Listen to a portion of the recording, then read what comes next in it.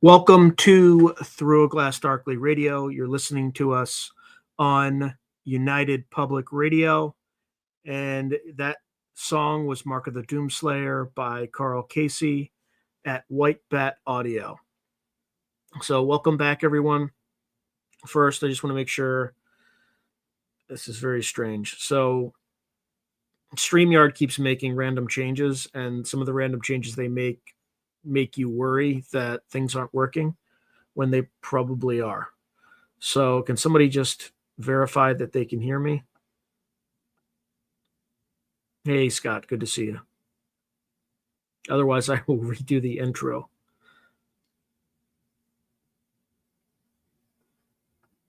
Like there's just this like weird. Okay, good. All right. That means it's working.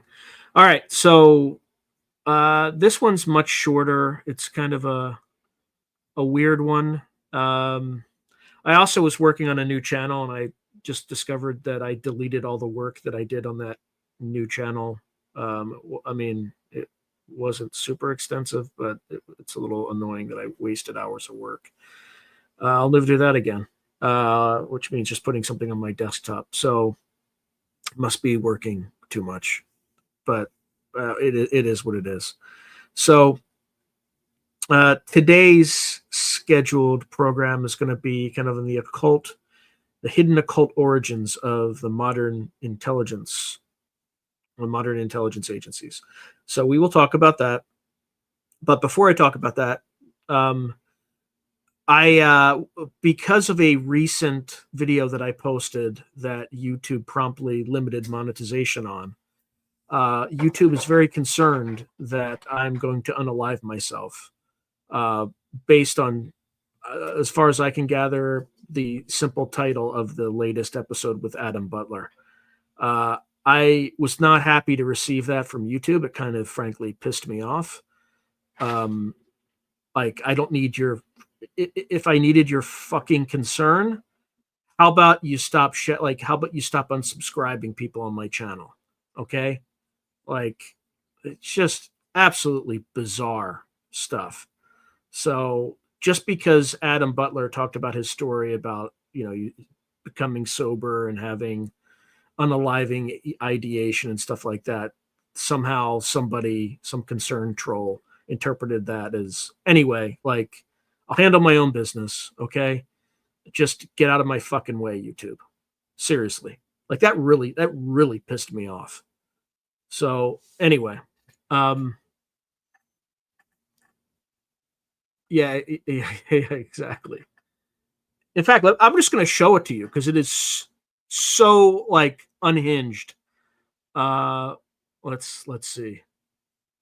Like, I am livid about this thing.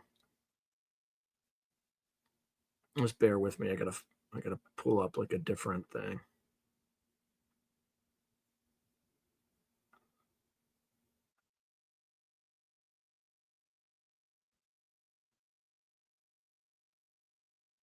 Okay. Let me share this.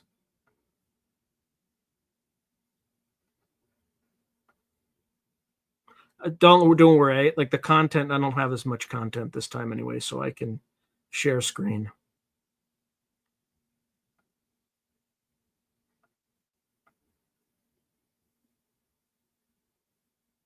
Okay. All right. Like, seriously, I got this recently. Hi there. We're reaching out because members of the YouTube community, including fellow creators, viewers, or staff, have expressed concern for your safety or well-being after coming across content you posted with topics related to unaliving, self-harm, or eating disorders. Right? That's the title. I'm not going to say it out loud, but they already limited monetization. If you or someone you know is struggling with ideation, like, really, just stop shadow banning my channel. How about that? That's how you can help. Okay? Seriously. Go fuck yourself. Anyway. Like, it's just bizarre. And it's infuriating. Just this concern trolling nonsense. Anyway, all right, I'll move away from that. But I want to see the reaction.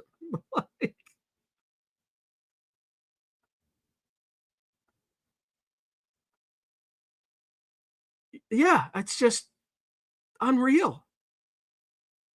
No, I don't have Duncan right now. So that's probably why. Yeah, Seoul US expat. Yeah, I heard back from Joe. I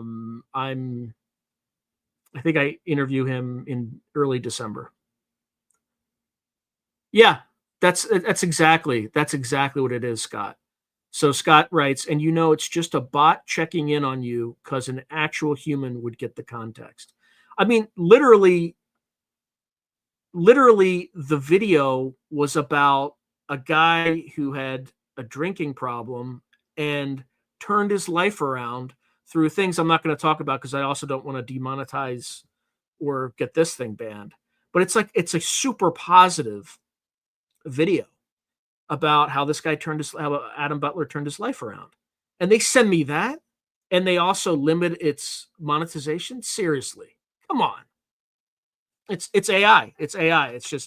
It's AI doesn't know, like, I mean, they have Gemini AI, right? Like the one that like would not, you could not have it draw or have it render images of white popes, even though every pope since the history of popedom has been white, right? And has never been female, but it would generate like female popes, non-white female popes, or like black Nazis, like, because it just it's probably related to that, and they keep pushing Gemini on me. After that, like, I will never use Gemini. The same Gemini that you could draw black families, you could do images of Hispanic families, but if you said draw me a white family, it'd be like, oh, multicultural, that's not possible. So that's basically, you have Gemini, which is basically certifiable. Could you imagine, like, this stuff's going to be making decisions soon, and it's going to be corrupted by this kind of nonsense. So anyway, I am so pissed off about that. It's just like, it's so hard to grow, and you're going to send that. The hell is wrong with this thing? Anyway, just not cool. Not cool at all. Yeah, or yeah, a trailer park or something else.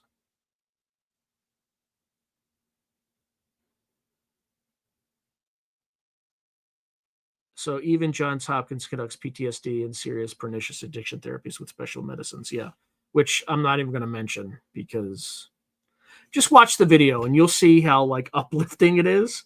It's sad because it was like, it was the worst performing video I've had in 2 years, outside of, like, like a live, like just a regular video. Not live streams don't perform as well, but like, and I know that's not by accident, right?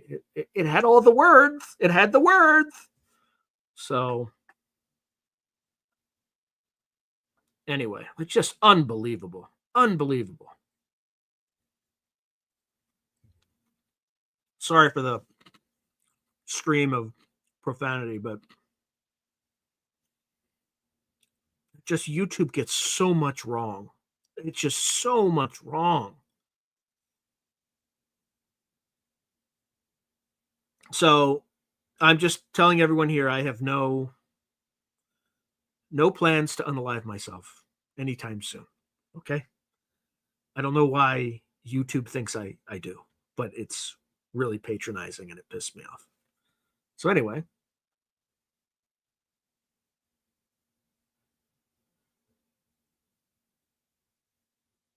Yeah, I'm not going to repeat some of those words just because. Okay. All right, let's get started because I know people are here for the other thing.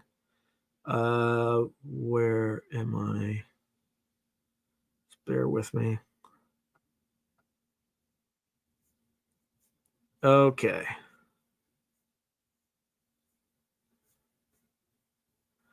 All right. The Magicians of Empire. John Dee, Aleister Crowley, Jack Parsons, and the Hidden Magical Roots of Modern Intelligence Agencies.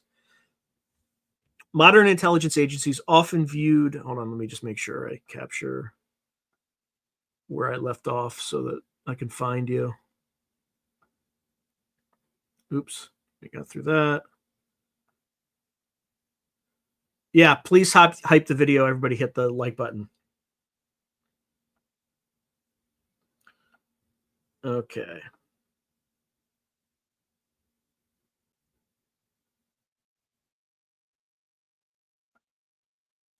All right, so modern intelligence agencies, often viewed as bastions of rational strategy and realpolitik, have surprising historical connections to the realm of magic and the occult. This podcast explores how the three enigmatic figures, John Dee, Aleister Crowley, and Jack Parsons, merged esoteric practices with the service of empire and stagecraft. Drawing on perspectives from history, intelligence studies, esotericism, and political science, we examine each figure's biography and mystical philosophy and how their activities foreshadowed or influenced the development of intelligence agencies, with a focus on the World War II era Office of Strategic Services, OSS. Each of these magicians of empire operated in different eras but shared common threads: a belief in secret knowledge, a talent for coded communication and deception, an engagement with state power. Crucially, their legacies suggest ideological continuities between occult practices and intelligence craft. From coded angelic alphabets and clandestine networks in the 16th century to occult inspired psyops and remote viewing programs in the 20th century. By analyzing John Dee's Enochian magic and imperial vision, Aleister Crowley's Thelema and wartime espionage exploits, and Jack Parsons' rocketry-fueled occultism in the Cold War context, we uncover the hidden magical roots that have, perhaps and probably, nourished aspects of modern intelligence culture. The sections below provide in-depth profiles of these individuals, followed by an analysis of how their esoteric endeavors intersected with and influenced the world of intelligence and empire. We'll start with John Dee, Imperial Magus and Prototypical Spy. John Dee, from 1527 to 1608, embodied the union of Renaissance culture, occult philosophy, and imperial ambition. Educated at Cambridge and renowned across Europe for his scholarship, Dee was a polymath who engaged with astronomy, navigation, mathematics, alchemy, astrology, and more. In an era before science and magic were starkly separated, he saw all knowledge as part of a divine system. Dee's intellectual brilliance won him a place as a trusted confidant of Queen Elizabeth I, who called him, quote-unquote, my philosopher. Throughout the early Elizabethan era, Dee acted as a one-man think tank for the court, offering counsel on matters from astrology to national strategy. Notably, in 1570, he produced an extensive report on the realm's political and economic state, advocating for solutions that would strengthen England. He became one of the main architects of an imperial vision for England, being the first to use the term British Empire in his writings. In a 1577 treatise on navigation, Dee argued that a British Empire could be realized through naval supremacy and overseas expansion. Thus, well before England had established a global empire, Dee's occult-informed imperialism helped plant the ideological seeds of British global ambition. Even as he guided England's worldly empire, John Dee was delving into otherworldly realms. He is most famous for attempting to communicate with angels, a pursuit that culminated in the Enochian magic system. Beginning in 1582, Dee and his scryer, or medium, Edward Kelly, conducted scrying sessions in which angels supposedly dictated a unique angelic language. Dee recorded these sessions in his diary, creating a voluminous corpus of Enochian letters, tables, and incantations. For centuries, historians viewed these spirit conversations as evidence of Dee's credulity or even instability. However, recent research by scholars like Peter Levenda suggests a provocative alternative. Enochian may have been a sophisticated cipher or code devised by Dee for intelligence purposes. Dee was known to be skilled in cryptography, and the angelic language's complex grammar and alphabet could have served to encrypt messages. Indeed, Dee undertook travels in Central Europe, including Prague, during the period of the angelic communications, ostensibly seeking occult knowledge. Some historians now theorize he was on a clandestine mission for Elizabeth's spy master, Sir Francis Walsingham, using the veneer of angelic scholarship as cover. If so, the calls to angels might double as coded reports to England. Notably, Dee's contemporary, the scientist Robert Hooke, later speculated that the angelic diaries were actually top-secret political communications disguised as magic. Enochian magic aside, Dee's broader occult philosophy viewed England's imperial destiny as ordained in the heavens. He believed that through astrology and angelic guidance, he could discern divine favor for Elizabeth's rule. According to accounts, he even chose Elizabeth's coronation date astrologically and was rumored to have attempted magical interventions in national crises, such as raising a storm to repel the Spanish Armada in 1588. While the story of Dee conjuring the destructive storm may be apocryphal, it highlights how his reputation as a magus merged with his role as a patriotic advisor. In truth, Dee's command of emerging scientific knowledge, for instance, meteorology, may have allowed him to predict the weather, which he leveraged to counsel patients as the Armada approached. This blend of science, strategy, and mysticism in service of the realm exemplifies the magician of empire archetype that Dee represents.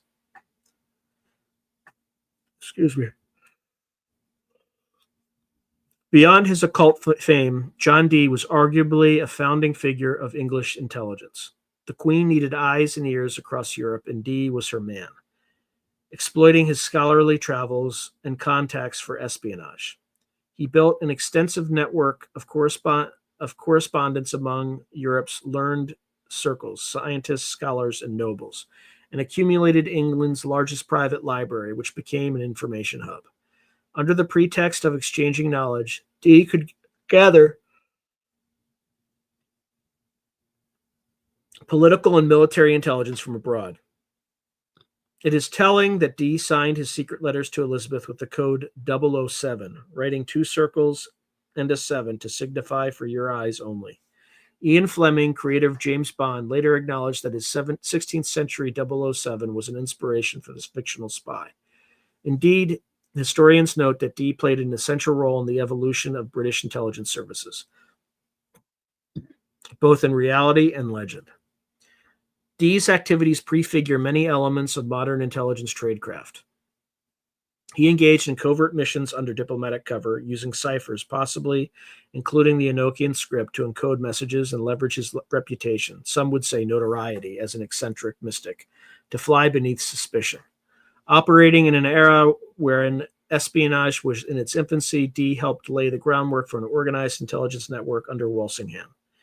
He personified overlap between the intelligence community and the occult at the very dawn of the spy era.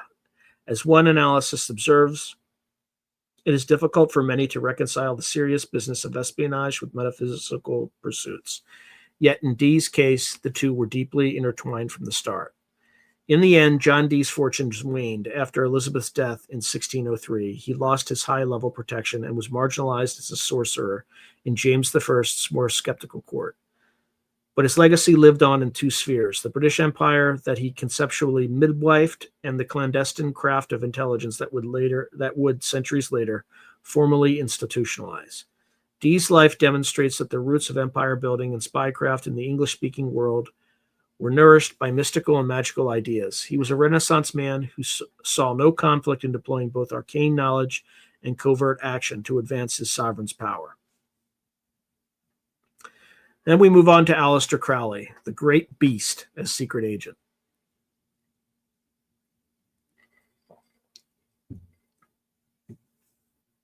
No figure of the earliest 20th century better exemplifies the convergence of occultism and espionage than Aleister Crowley, who lived from 1875 to 1947. Dubbed the wickedest man in the world by the tabloids of his day, Crowley was a flamboyant occultist, writer, and self-proclaimed prophet of a new age. He founded the religion of Thelema, declaring a new aeon of Horus, with the maxim, "Do what thou wilt shall be the whole of the law." Thelema's philosophy exalted individual will and magical attainment, incorporating rituals, Eastern mysticism, and unorthodox sexual practices. Crowley's Book of the Law, received in 1904 through a supposed supernatural revelation in Egypt, outlined this new spiritual law and positioned Crowley as its chief prophet. Thus, on one level, Crowley devoted his life to esoteric pursuits, from leading occult orders, the Hermetic Order of the Golden Dawn, then Ordo Templi Orientis, to conducting magical rituals aimed at personal enlightenment or metaphysical goals. Yet alongside his public career as an occultist and poet, Crowley led a parallel life that intersected with the world of intelligence and geopolitics. Historian Richard B. Spence and others have amassed evidence that Crowley worked for, or at least with, British intelligence agencies during both world wars. Crowley's mystique and notorious reputation, being known as the Great Beast 666, paradoxically made him an attractive clandestine asset. His outrageous public persona provided an excellent cover, as no one would suspect such a scandalous occultist to be secretly loyal to His Majesty's government. This portion of the podcast explores Crowley's esoteric beliefs and how they meshed with his shadowy wartime roles, illustrating the overlap of magical and intelligence operations in his life. Crowley's thelemic philosophy is key to understanding his mindset and its appeal to powerful circles. Thelema taught that a new epoch had begun in human spiritual evolution, the Aeon of Horus, in which individuals would throw off old religious and moral constraints in favor of discovering and obeying their true will. Crowley's maxim, "Do what thou wilt," did not imply hedonism without regard to others, as is often misrepresented. Rather, it meant each person has a unique divine purpose or will, and following it is the highest law. Ritual magic, which Crowley famously spelled with a K to distinguish it from stage magic, was the tool to achieve spiritual enlightenment and effect change in conformity with that will. Practically, Crowley's magic incorporated ceremonial rituals, invocations of deities or demons, yoga, meditation, and sexual magic. He borrowed from and built upon the rituals of the Golden Dawn, where he had been trained in the late 1890s, and later took leadership of the Ordo Templi Orientis, OTO, which he reformulated along thelemic lines. The OTO under Crowley exposed sexual libertinism as a path to spiritual power, using sex magic rituals to channel energies. Crowley's creed was transgressive and anti-Victorian, celebrating pagan deities, promoting drug use and free sexuality, all of which earned him infamy in the press. However, Crowley saw thelema as empowering, a means to reshape society by replacing Christian meekness with a new aristocracy of willpower. In his words, he aimed to guide the priesthood of the princes who would rule in the New Age. This quasi-Nietzschean aspect of thelema, the idea of enlightened elites rising above the masses, dovetailed curiously with Crowley's intermittent patriotism. Despite his occult iconoclasm, Crowley remained in many ways an Englishman with imperialist sympathies, viewing Britain and the Anglo-Saxon world as destined to play a leading role in the New Age. During World War I and its aftermath, Aleister Crowley was indeed involved in espionage exploits that seemed stranger than fiction. In 1914, Crowley traveled to the United States. When Britain and Germany went to war, Crowley, to the shock of those who took his public antics at face value, began writing virulently pro-German propaganda for a New York journal called The Fatherland. This earned him denunciations back home as a traitor. However, Crowley later claimed in his 1929 autobiography, Confessions, that he was not actually a German tool, but a double agent working on behalf of British intelligence. He asserted that his absurdly over-the-top propaganda writings went intentionally ridiculous in order to discredit the German cause in American eyes. For decades, this claim was dismissed as Crowley's attempts to salvage his reputation, but declassified documents and research by Richard Spence have since corroborated key parts of Crowley's story. U.S. military intelligence files from World War I, unearthed by Spence, concluded that Crowley was an employee of the British government on official business, and that British authorities were fully aware of his anti-British articles, even facilitating them. In other words, the Beast was telling at least a partial truth. He had infiltrated the German propaganda circle in the U.S. on behalf of Britain. Crowley's service in World War I included activities like informing on Irish and Indian nationalists in America who were plotting with Germany against British interests. He mingled with all manner of subversives using his bohemian and occultist guise to gather intel. Spence documents that Crowley continued to have intermittent contacts with intelligence figures into the interwar and World War II period. For example, in the 1920s to 30s, he befriended or crossed paths with people like Everhard Fielding, who was a psychical researcher with MI5 links, Maxwell Knight, who was the MI5 spy master, and Ian Fleming, who was a future author, then naval intelligence officer. Such connections suggest that Crowley never fully left the orbit of espionage. One of the most intriguing, if semi-mythical, episodes is Crowley's alleged involvement in British intelligence schemes during World War II. One off-cited story involves Rudolf Hess, Hitler's deputy, who was deeply obsessed with astrology and the occult. In May 1941, Hess made his bizarre solo flight to Scotland, apparently hoping to negotiate peace. British intelligence, keen to exploit Nazi occult beliefs, reportedly considered using Crowley to interrogate or influence Hess, given Crowley's expertise in esoteric matters and Hess's known fascination with them. According to some accounts, Ian Fleming himself proposed that Crowley be employed to draw out Hess's secrets by discussing astrology and the occult. It's unclear if this meeting ever actually occurred, but it reflects how Crowley was viewed within certain circles as a secret weapon of psychological warfare. Additionally, Crowley later took credit for inspiring the V for Victory sign used by Churchill, claiming he suggested the popular magical symbol, a circle with a pentagram or the letter V, as a counter sigil to the Nazi swastika. While this claim is hard to verify, a Reuters report notes Crowley indeed created the V for Victory symbol as part of his efforts to psychically combat the Axis. True or not, it exemplifies how an occultist's bag of tricks overlapped with propaganda and morale operations in wartime. Crowley's intelligence role has been the subject of serious historical inquiry. In Secret Agent 666, Aleister Crowley, British Intelligence, and the Occult, Richard Spence argues that Crowley was a patriotic agent who endured public vilification as a traitor, partly as cover for his covert work. Spence's archival research indicates Crowley knowingly accepted the role of national villain to mask his loyalty. This interpretation remains debated. Other scholars, like Marco Pacey, caution that Crowley might have been more of an occasional informant than a formal agent. However, even skeptics agree Crowley had numerous dealings with intelligence personnel and offered his services. By the end of World War II, Crowley was in correspondence with security officials. For instance, he corresponded with the Naval Intelligence Division about his knowledge of astrology. The British intelligence agencies, for their part, have been evasive about Crowley. MI5 long denied having any files on him, only to later admit, when confronted with evidence, that files existed but were destroyed. MI6 similarly neither confirmed nor denied involvement. Such obfuscation is typical if an individual had a covert role. In sum, Crowley's case demonstrates that intelligence agencies were willing to engage with occultists and use occult techniques when expedient, blurring the line between magic and espionage. Aleister Crowley's life is a study in contrasts. The Magus, who reveled in attacking conventional religion, ended up an asset of the very establishment he seemed to defy.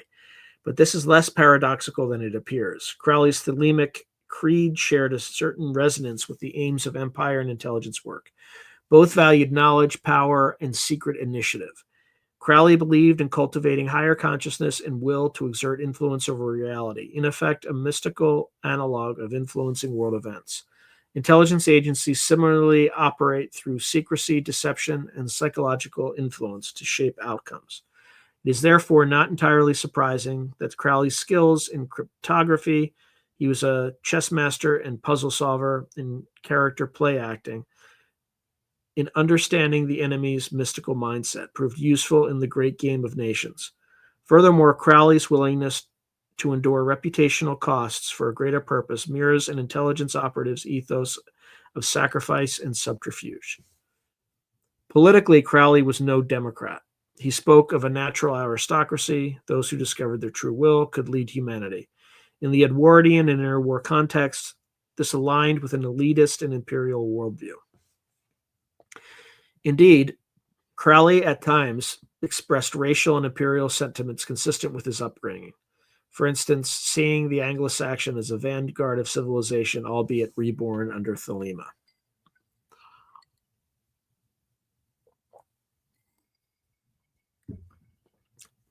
During World War II, despite previous flirtations with Germany, he declared support for Britain against the Black Brotherhood of Hitler, whom he saw as perverting mystical symbols for evil. Thus, Crowley's occult philosophy did not prevent him from choosing sides. Instead, he framed the war as magical warfare between the forces of light and darkness. So, light, the Allies, and darkness at the Axis. This framing was more than metaphorical. It led to actual collusion with Allied intelligence and psychological operations. For example, as noted, Crowley kept up correspondence with German occultists during World War II, feeding them false or misleading astrological information to undermine Nazi decision-making. Here we see occult knowledge used quite literally as an instrument of statecraft. In conclusion, Aleister Crowley stands as a fascinating bridge between the secret societies of occultism and the secret services of government. His life illustrates how the occult war intersected with the geopolitical war, with figures like Crowley serving both as high priests of mystic orders and as agents, official or freelance, of imperial intelligence. The British OSS liaison to Crowley, if one can call it that, demonstrated that the guardians of the realm were not above exploiting esoteric means for strategic ends. Now we move on to Jack Parsons, rocketry, Thelema, and the dawn of the Cold War occult. In the figure of Jack Parsons, who was born in 1914 and died in 1952, the magical and the technological collide. Parsons was a brilliant rocket engineer and chemist who played a key role in founding the U.S. Jet Propulsion Laboratory and the Aerojet Engineering Corporation, achievements that helped propel the United States into the space age. Yet he was also an ardent Thelemite occultist, a devotee of Aleister Crowley's teachings, and later of a branch of Crowley's magical order in California. To his Pasadena neighbors and colleagues, Parsons cut a perplexing figure. By day, an innovative scientist developing rocket fuels for the American military. By night, the wild host of occult rituals and Babylon workings aiming to invoke mystical entities. Parsons' life just juxtaposed cutting-edge science with fringe spirituality, embodying the notion that the birth of modern intelligence defense institutions had some decidedly bizarre midwives. In this section, we examine Parsons' biography and esoteric practices and how they entangled with government interests and the early Cold War security apparatus. Parsons' own story shows the hidden underside of the nascent American security establishment, one in which an occult antichrist figure helped forge technologies of war, only to later be cast out under suspicion of espionage and subversion. His trajectory from Pentagon-funded wunderkind to blacklisted outcast highlights how intelligence agencies responded to occult involvement and how occult ideas like Thelema and Enochian magic found their way into the halls of science and defense. Jack Parsons, born Marvel Whiteside Parsons, came of age in 1930s California with parallel passions, rocketry and the occult. Largely self-educated in explosives, Parsons and his childhood friend, Ed Foreman, earned the nickname Suicide Squad for their dangerous backyard rocket experiments. In 1936, Parsons teamed with graduate students at Caltech, notably Frank Molina, and with support from luminary Theodore von Karman, to create a formal rocket research group. This group achieved major breakthroughs, including the first workable jet-assisted takeoff JATO rockets for the U.S. Army Air Corps. And by 1943, it evolved into the Jet Propulsion Laboratory under Army-Navy oversight. Parsons proved instrumental developing new solid rocket fuels and explosives. Even Werner von Braun later acknowledged Parsons as a founding father of rocketry. During World War II, as the Allies raced to catch up with German V-2 missile development, Parsons and his colleagues at JPL secured funding and contracts to supply rockets for military use. Thus, at a young age, Parsons was deeply enmeshed in the American defense establishment, contributing directly to what would become the nation's missile and space programs. Concurrently, Parsons was immersing himself in Crowleyan occultism. He read Crowley's works and in 1939 attended a Gnostic Mass at the local chapter of Crowley's OTO, known as the Agape Lodge in Pasadena. By early 1941, Parsons and his first wife, Helen, formally joined the lodge and rapidly became one of its leading lights. Crowley, still alive in England, corresponded with the group and took a keen interest in Parsons, seeing in the charismatic young scientist a potential successor.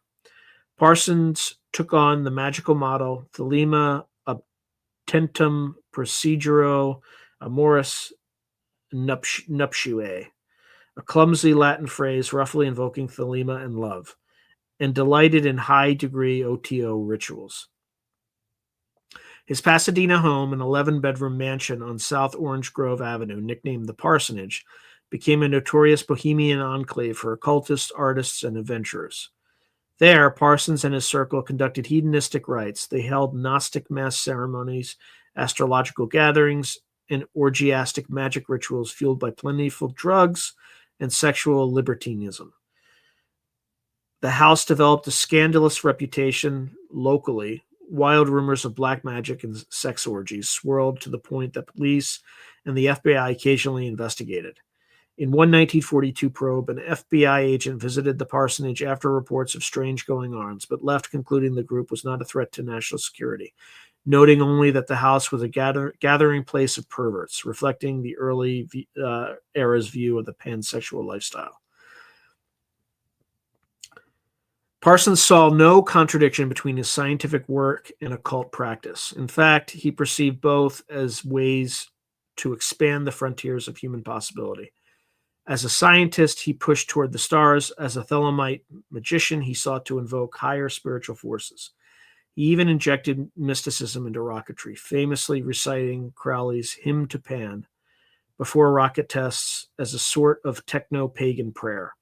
One colleague recalled that Parsons saw himself in the lineage of scientist occultists like Newton, who studied alchemy and was a Renaissance man for whom poetry and myth blended with engineering. Indeed, Parsons' writings and letters often waxed poetic about the mystical importance of space travel, suggesting that voyaging beyond Earth would be both a literal and spiritual liberation for humanity. To him, rocket science and magic were two sides of the same coin, each enabling escape from earthly limitations, whether physical or spiritual. By late World War II, Jack Parsons' personal life and magical practices reached a fever pitch. In 1945 to 46, reeling from professional and romantic setbacks, Parsons embarked on his most infamous magical experiment, the Babylon Working. This was a series of rituals aimed at manifesting Babylon, the Thelemic goddess who represents the liberated female sexual force, an archetype of Crowley's envisioned New Age. Parsons, acting as high priest and working with his new housemate, a young science fiction writer and U.S. Navy officer named L. Ron Hubbard, later founder of Scientology, performed elaborate ceremonies in the Mojave Desert and at the parsonage. They invoked Enochian calls using John Dee's angelic language and performed autoerotic rituals in an attempt to conjure an elemental mate for Parsons. Parsons believed success came when, shortly thereafter, artist Marjorie Cameron entered his life. He regarded her as the elemental woman invoked by the ritual. They married in 1946, and Parsons proclaimed that the first phase of the Babylon mission was complete. Parsons' grand plan did not stop at summoning a muse. He saw himself as the father to a coming moon child, a prophesized magical child who would be born and help catalyze the new eon. Crowley had written a novel, Moonchild, about such a concept. Parsons wrote to Crowley of his intention to eventually conceive a child through Cameron that would incarnate Babylon's spirit on Earth. He even began signing letters as Antichrist and drafting a manifesto, Freedom is a Two-Edged Sword, outlining a libertarian occult social philosophy. In essence, Parsons took Thelemic ideology to its radical conclusion, openly declaring war on the old Judeo-Christian order and imagining a new spiritual empire led by empowered individuals, with himself as a key avatar. These activities, unsurprisingly, drew negative attention from the conservative post-war climate. The FBI and local authorities grew increasingly alarmed at Parsons' open espousal of witchcraft, of voodoo, and black magic, as one report phrased it, and his association with known eccentrics and possible subversives. In 1946, Parsons had been ousted from the company Aerojet he co-founded, due in part to his unorthodox behavior and safety issues. With the war over, he found it difficult to secure employment in the defense industry despite his expertise. The emerging Cold War ethos in American institutions had little tolerance for an unabashed occultist with past socialist associations and a penchant for orgies. Indeed, Parsons had attended a few meetings of the Communist Party in the late 1930s, likely out of youthful curiosity, which later came back to haunt him during loyalty investigations. By 1948, Jack Parsons fell directly into the crosshairs of U.S. counterintelligence. That year, while seeking to return to government rocket work, he underwent a security clearance review. The FBI investigated his OTO ties and alleged communist contacts, ultimately revoking his clearance and barring him from classified projects. Parsons suddenly found himself an unemployable pariah in the very field he pioneered.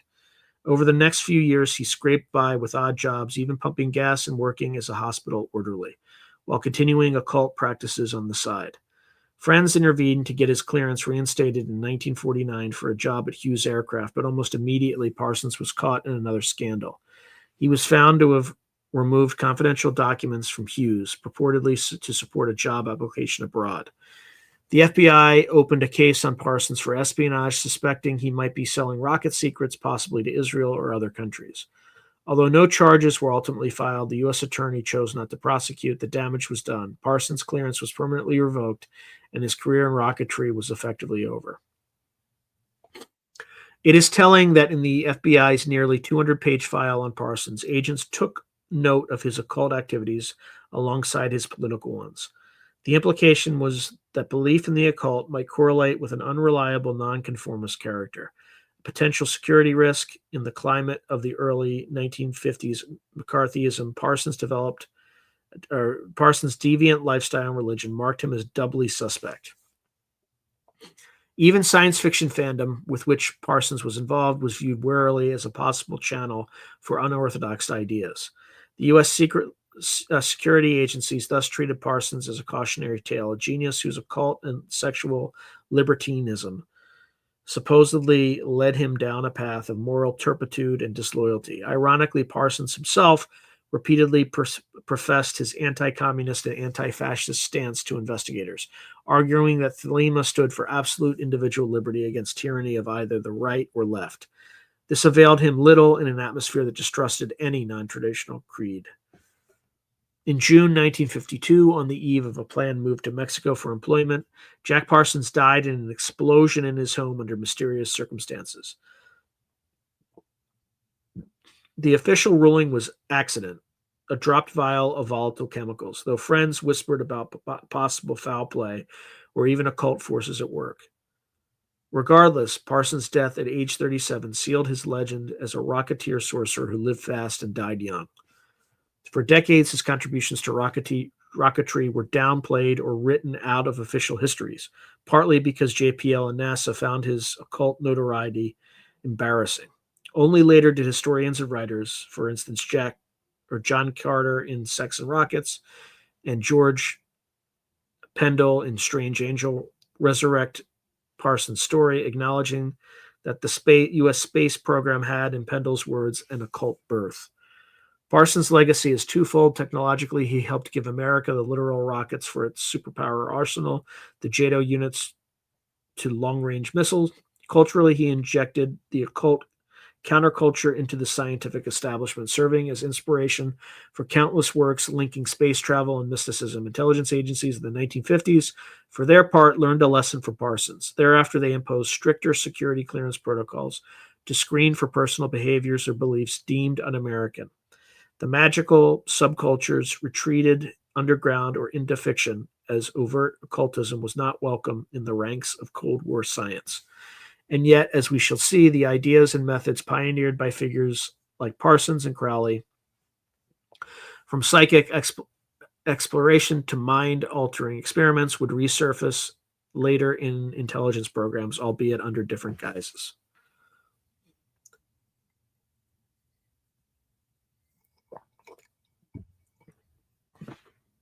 The cases of Dee, Crowley, and Parsons illustrate a historical pattern. At critical junctures, Western intelligence and military institutions have intersected with occult individuals and ideas. The final portion of this broadcast explores the ideological continuities and institutional legacies connecting those early magicians of empire to the culture and tactics of modern intelligence agencies.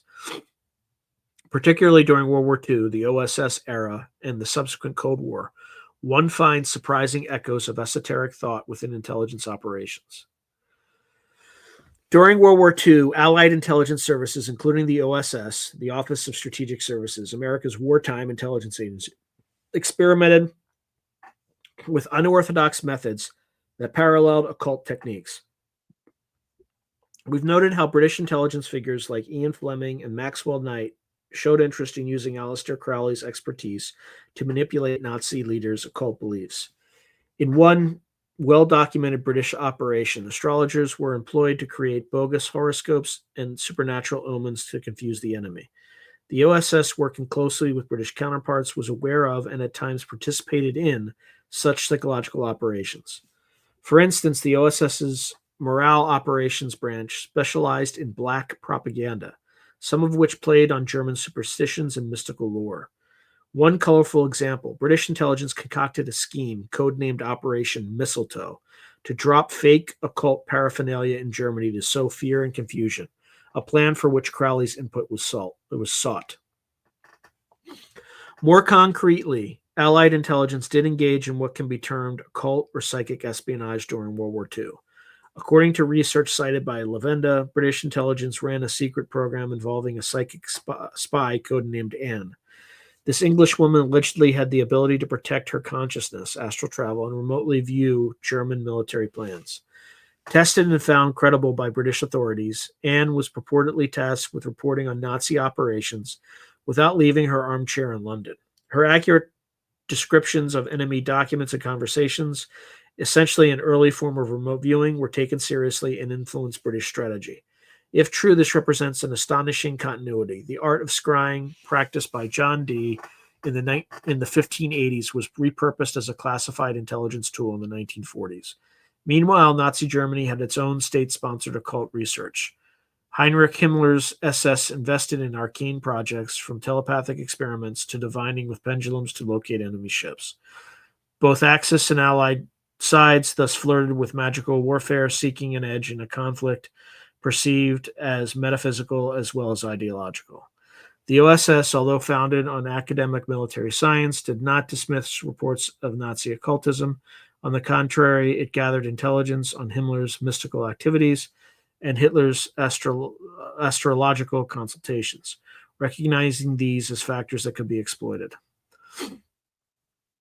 After World War II, the OSS evolved into the CIA, and the climate of the Cold War brought new urgency to explore mind sciences and psychic phenomena. The legacy of figures like Crowley and Parsons is evident in several CIA and military programs that echo occult practices. There's first is MK Ultra. From the 1950s to 1960s, the CIA's notorious mind control program was essentially an attempt to technologically achieve what occultists claim to do with ritual: control the human mind and alter consciousness. Through drugs like LSD, hypnosis, sensory deprivation, and other methods, the CIA tried to unlock secrets of the psyche for use in interrogation and a covert influence. While not a cult in a religious sense, MK Ultra's fascination with hidden mental powers and altered states paralleled long-standing occult pursuits. For instance, shamanic use of entheogens, trance induction, etc. Then there was Project Stargate from the 1970s to 1980s. This was the codename for U.S. Army and CIA investigations into remote viewing and psychic spying. In response to reports that the Soviet Union had extensive ESP research programs, the U.S. initiated its own. They recruited self-proclaimed psychics and even individuals from occult backgrounds to attempt astral projection and clairvoyance under scientific protocols. Declassified documents reveal that some remote viewers were startlingly accurate in describing distant targets, which led the program to persist for 2 decades. Here we see a direct line back to John Dee's crystal gazing and traveling in spirit. Techniques once dismissed as superstition were revived under laboratory conditions to serve national security. The US and Soviets essentially engaged in a psychic arms race, each hoping that mind powers could yield intelligence beyond the reach of satellites and spies.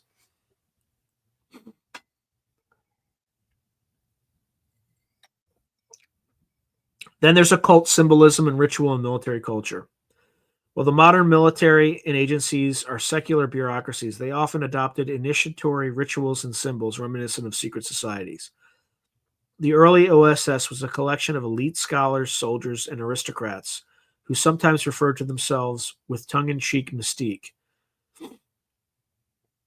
General William Donovan, the head of the OSS, was a Knight of Malta and surrounded himself with advisors interested in unconventional warfare. Some researchers, like Peter Levenda, have pointed out that the CIA and Pentagon during the Cold War showed pockets of interest in esoteric subjects ranging from Jungian archetypes to paranormal research.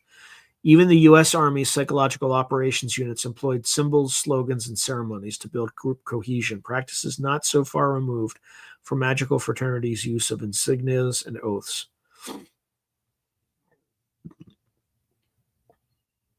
Jack Parsons' story prefigured a broader phenomenon where cutting-edge tech development intertwined with fantastical or fringe ideas. For example, some early Silicon Valley technologists in the 1980s, many influenced by science fiction and Eastern mysticism, engaged with intelligence and defense projects while espousing quasi-spiritual transhumanist ideals, a modern echo of Parsons' dual life. As space exploration continued, NASA itself occasionally attracted individuals with esoteric interests, like astronaut Edgar Mitchell, for instance, pursued telepathy experiments from orbit. Intelligence agencies quietly kept tabs on all such experiments, keen to know if psychic or magical techniques could yield real advantages. So, taking a step back, it's possible to identify ideological continuities that link the magus of Elizabeth's court to the operatives of today's intelligence agencies. First, there's the value of secrecy and initiation. Occult orders and intelligence agencies both function on hierarchies of secrecy. Knowledge is compartmentalized. Initiates are brought into inner circles after proving loyalty. John Dee with his covert imperial alchemy, Crowley with his secret magical decrees, and the CIA with its clearance levels all embrace the notion that power comes from hidden knowledge held by the few. Then there's the use of ciphers and code languages. From Dee's Enochian alphabet and numeric ciphers to Crowley's cryptograms and coded diaries to modern encryption by intelligence agencies, the practice of encoding messages to only the enlightened or cleared can understand is a shared obsession. It highlights a mindset where truth is occulted or hidden by default. Then there's psychological manipulation. Magicians and spies are both masters of illusion and influence.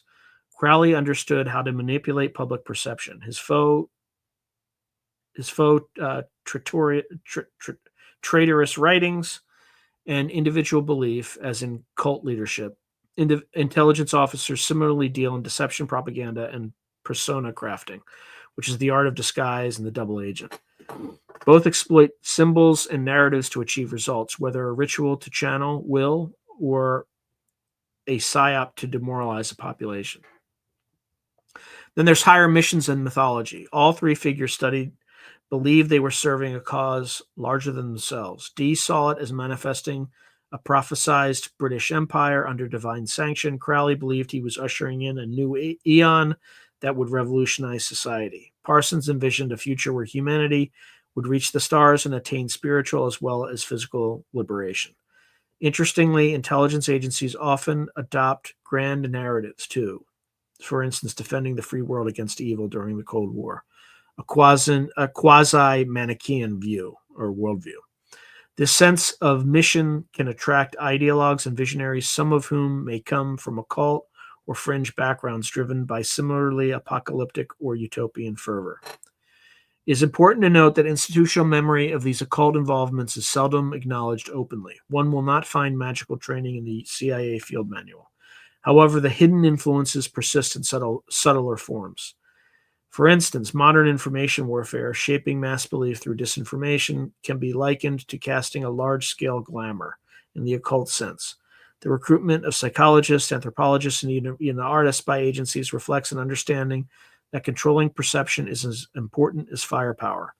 In this way, the magicians and the spy masters are kindred spirits. Each seeks to bend reality to his will, whether through incantation or intelligence. In traversing the lives of John Dee, Aleister Crowley, and Jack Parsons, we find that the boundary between occultism and the apparatus of empire has always been porous.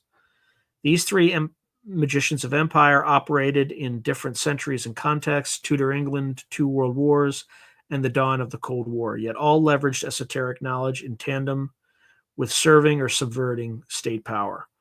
John Dee gave the burgeoning British Empire its ideological blueprint and early spy network, using astrology and alchemy alongside espionage to advance Elizabethan dominance.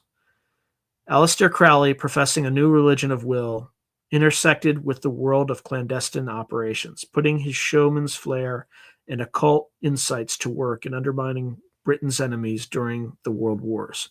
Jack Parsons, bridging science and magic, materially bolstered American military might through rocketry, even as he sought to invoke otherworldly powers, only to be caught in the gears of the national security state when his occult and libertarian activities drew suspicion. Each man in his own way illuminates how intelligence agencies and occult practitioners share an affinity for the clandestine. Both traffic in secrets not meant for the masses, whether those secrets be political or metaphysical. Both create myths and symbols, be it an imperial icon, a religious creed, or a national ideology, to motivate and manipulate. And tellingly, both have at times collaborated. The British Crown consulting Imagus on navigation and coded angels, the OSS tapping into the occult underbelly of Nazism, or the Cold War CIA probing psychic phenomena. What are the institutional legacies of this curious alliance? For one, modern intelligence agencies have shown a repeated willingness to explore fringe ideas when conventional methods seemed insufficient. From Project Stargate's remote viewers, heirs to Dee and Crowley in technique, if not in language, to psychological operations employing ritualistic theatrics. So, for instance, leaflets with supernatural threats, stage miracles in propaganda. The influence of magical thinking on strategy persists. Secondly, the very culture of intelligence, its cult of secrecy, initiation, and code names mirrors that of occult orders. It's no coincidence that the founding generation of the CIA included many who had studied folklore, psychology of religion, and unconventional belief systems. They understood that to sway populations, one must grapple with their irrational and mystical side. In the end, the hidden magical roots of agencies like the OSS and CIA remind us that these institutions are not purely rational, technocratic machines. They have always operated in the shadows, a liminal space where perception and reality blur, much like the twilight world of the occult. As we have seen, individuals like Dee, Crowley, and Parsons were adept at navigating those shadows. They serve as a reminder that the shaping of empires and the conduct of espionage have often depended as much on arcane insight and psychological spellcasting as a brute force. The modern intelligence officer and the court sorcerer are, in a sense, spiritual cousins. Each is entrusted with secrets and charged with using hidden knowledge to safeguard the realm. Thus, the history traced in this podcast shows a provocative conclusion. Far from being antithetical, the occult and the intelligence worlds have been mutually influential co-travelers. The magicians of empire cast long shadows, shadows that stretch into the very protocols and mindset of today's intelligence agencies. Understanding this intertwined legacy enriches our perspective on how power truly operates, reminding us that what is unseen, be it an angelic cipher or a covert operation, can decisively shape the course of history. And that is it. And that is all, folks.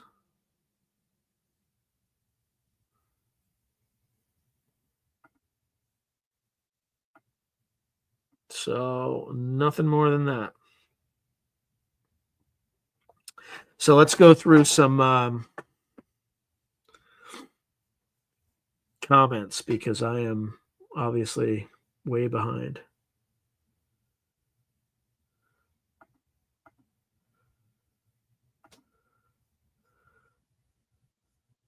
Here we go. All right. Oh, wow. So Jalay Jalal saying it's not just YouTube. AI just dropped my costume work page into oblivion for no reason.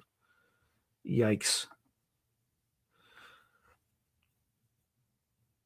All right. Jalay Jalal is saying Thula or Tula Theosophy, the channeling done at CIA supported that produced Gene Roddenberry, Council of Nine, Law of One,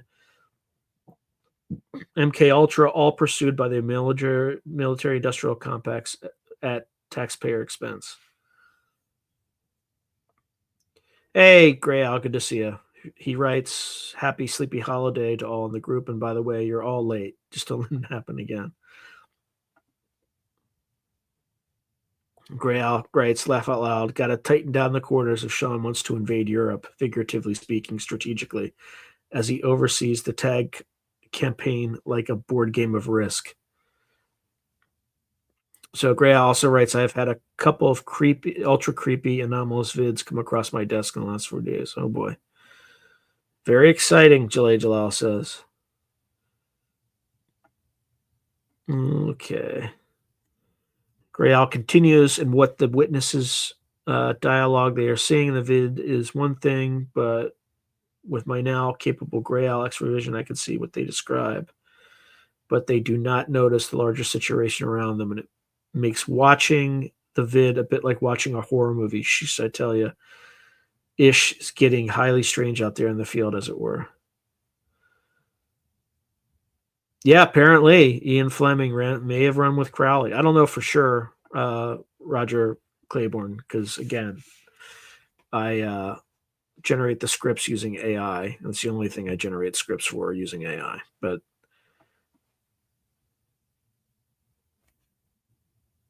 can hardly wait for your analysis and the super cool beatnik music selections too. Let's see.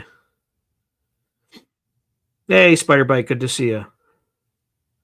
Roger Claiborne is writing, Crowley might have been part of the UK's version of the MK Ultra mind control experiments. It's looking like interesting. That is kind of strange. Roger Claiborne is also saying the Axis dark magic was brought to the U.S. after World War II and now seems to be running things through the CIA. Oh, that's creepy. Jalay Jalal reports that her father worked for Aerojet. Spiderbite worked for Boeing for a while.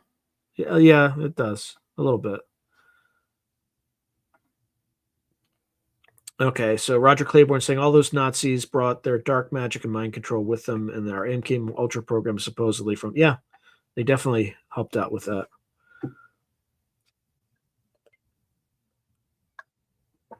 Solate US Expat is saying Dr. Joseph Farrell's book, or Farrell's book, Hess and the Penguin, shows strong evidence that it wasn't really Hess in that prison and that he died in a plane crash.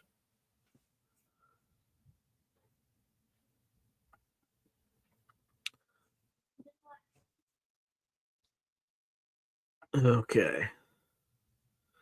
Oh boy. Spiderbite has written, "My TV has frozen with Sean on it." That's ominous. Jalay Jalal writes, "Now the Hollywood stagecraft is so well developed, the use of latex masks and vaudeville performance artists does the trick. Equals Biden is a prime example." Yeah, but I hope it isn't permanent, Spiderbite. Solite US Expat writes, "The Mandela effect is real." Dr. Joseph Farrell, P. Farrell, gets into it in one of his books and podcasts.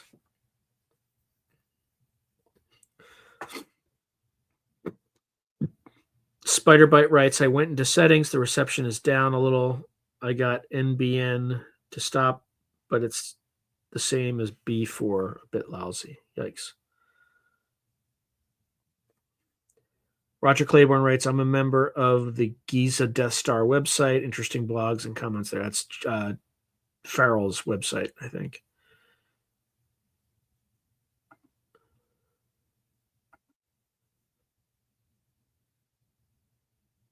Okay.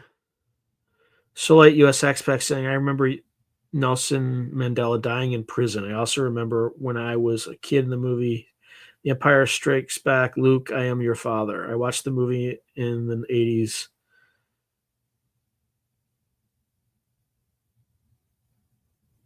Isn't that what it says in The Empire Strikes Back? That's what I remember. Luke, I am your father.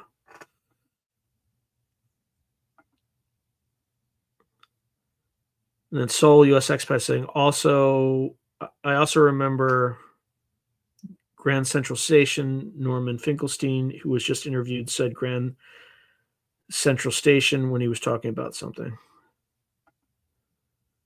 Then the movie Interview with the Vampire, there was a video where they presented awards in Hollywood, some old video, and they said the name in the video that I remember. Some of the ME effect, I believe, was totally pre-planned years before, 100%. I think they did that with Cornucopia, Spider Bite writes. Yeah, we don't. Yeah, Jalal Jalal understandably says, "What is a cornucopia?" I don't know the answer to that either. Solite at US Expat continues. Then there is Gomer Pyle. I was a big fan as a kid. I remember hearing on the radio that he died and telling my mother years later. I read that he's still alive and married to some dude. Oh, cornucopia. I got it. Yeah, basket with fruit in it. Okay, so Solite US Expat says, I think from Future Forecasting Group, their special friend of the show said it's an ET race tinkering around with the timelines or something like that. I can't remember the details. Okay, Solite US Expat said there's one channel, I can't remember the name. If I do, Sean should interview the guy because I think the channel only talks about the Mandela effect.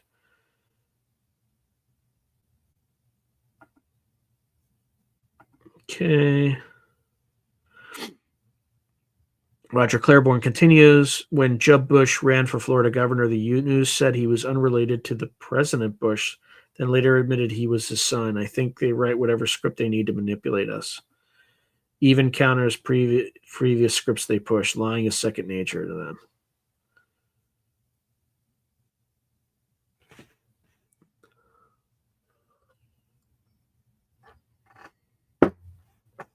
Okay.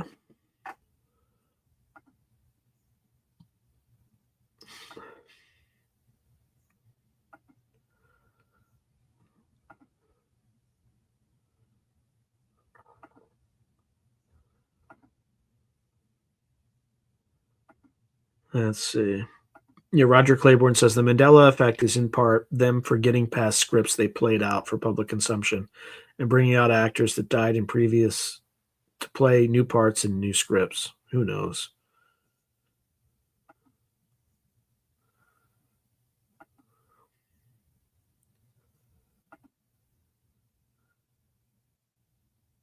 Hey, Onside, good to see you.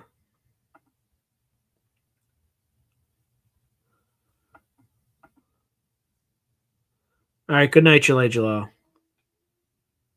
Thank you, Spider Bite.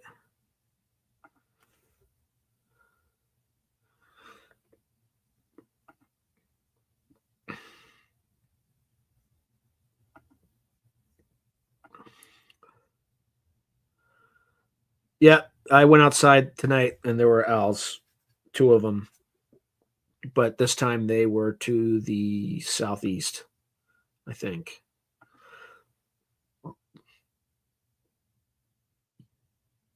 Mm.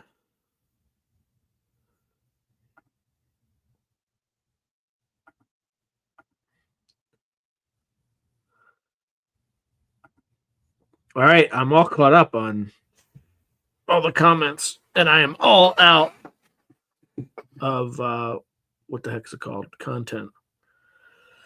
So, how was everyone's Halloween? Everybody have get lots of candy, good night, all that good stuff. I also, I've been talking about this for a while, but it bears repeating. So there's a post that I just put out, at least on Halloween. Oh boy, Solite US Expat. So how does the frankincense work to manifest things? Is that what frankincense Does? I can't remember. I have no idea. I mean, I light one every night, so who knows?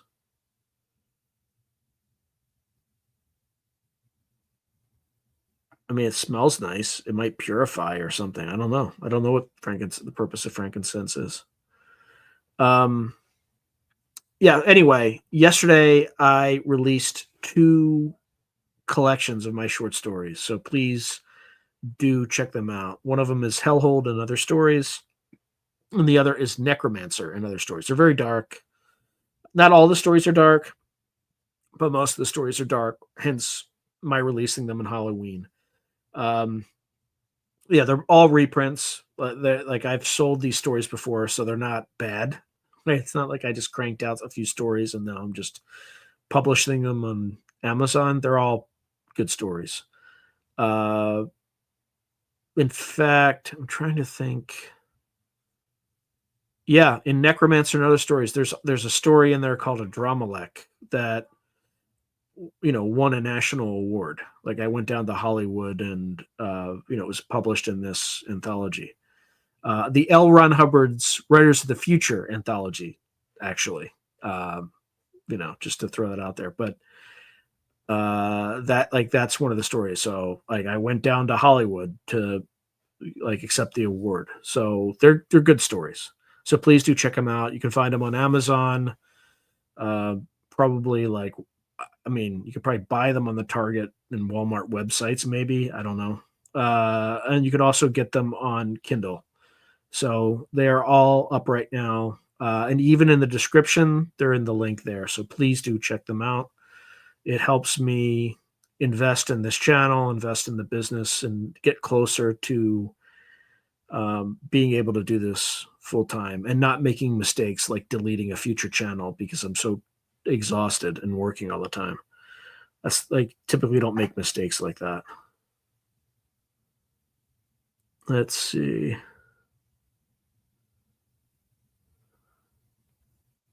think I just missed a bunch of things. Oh.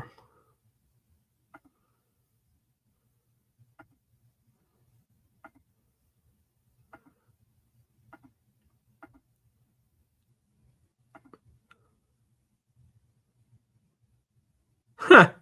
Roger Claiborne, lousy. My niece and nephew didn't go trick or treating, so I can't raid their candy this year. That's a good point. I should reach out to him and see if I can get him back on about his new book. Yeah, that's a good one. I'd love to get Diana Walsh Pasulka to talk about her new book too, but she never responds to me.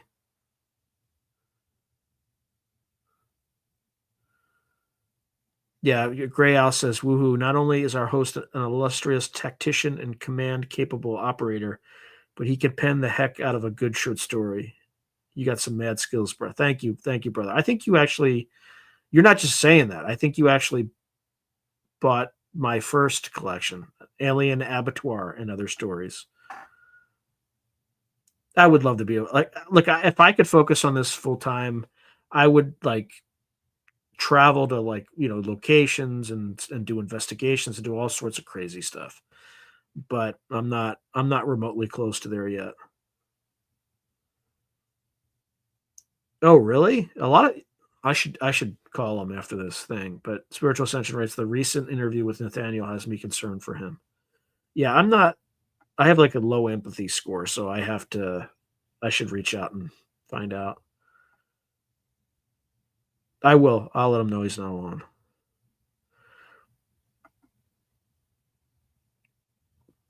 Thank you, Gray Owl. So Gray Owl has read my work, and he's read my early work, which means I've only gotten better since then. So, like, he's read like some of the stories he's read were, yeah, the first and second short stories I've ever written are in that anthology. So, yeah, that's the dark story. They're all pretty. I mean, not all, but many of them are pretty dark. Now, if you don't like dark stories, then yeah, I don't recommend it. But if you're kind of into that, they're dark. Yeah, he's a good He's pretty good.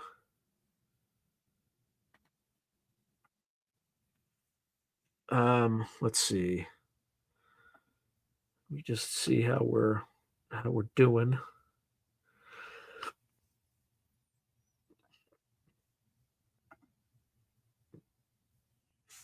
These are doing okay. Ish.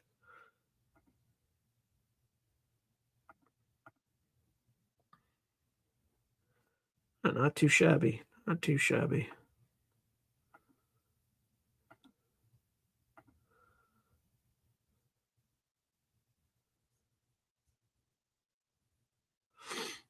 All right.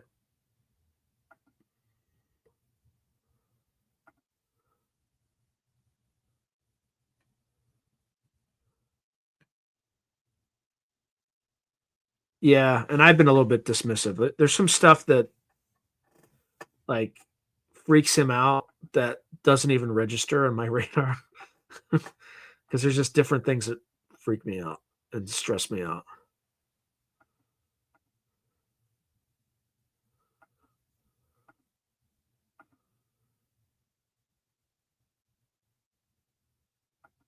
Yeah, I'll give him a call and just pass that along. In fact, maybe I can have him come on right now.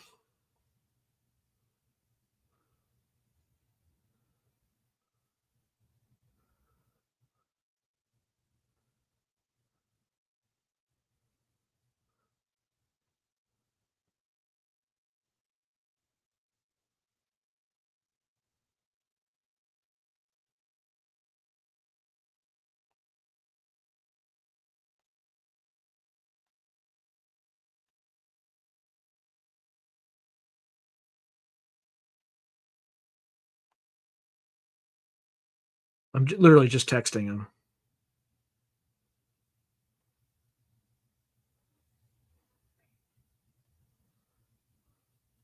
We'll see what he says. I mean, he's probably out. It's a Saturday night, so.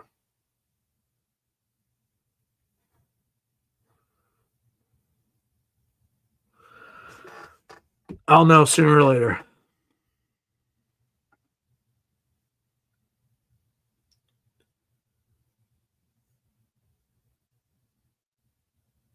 Oops. Let me just go backward here a little bit.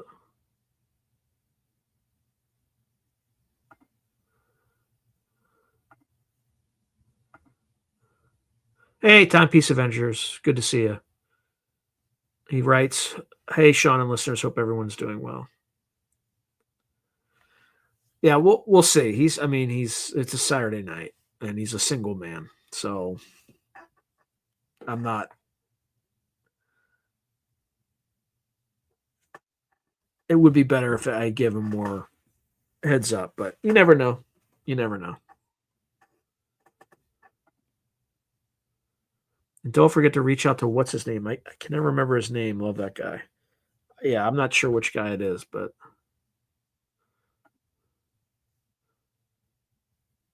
hey, Curtis W75. Thank you for joining us at Spiritual. Hey, Kurt. A Kurt Metzger? I mean, I don't. That would be a weird show. I wouldn't be able to get one word out.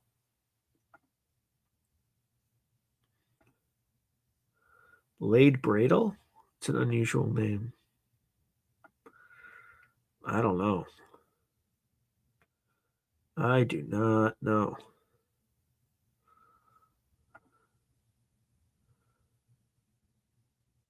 That's you and Kurt communicating. Which Kurt? Kurt who?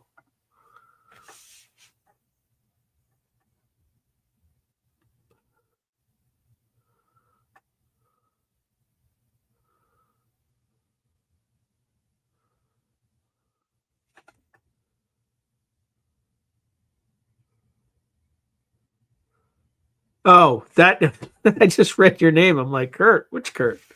Hey Sean, good to see you, buddy. Not that, not Metzger. I don't talk that much. Okay. Well, good to have you on board, Kurt.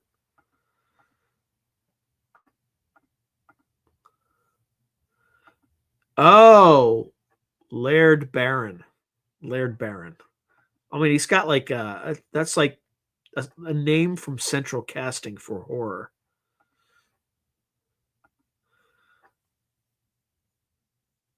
Yeah, he's been having a lot of like health struggles recently, so I gotta I'll go to his Patreon and see if see how he's doing before I reach out.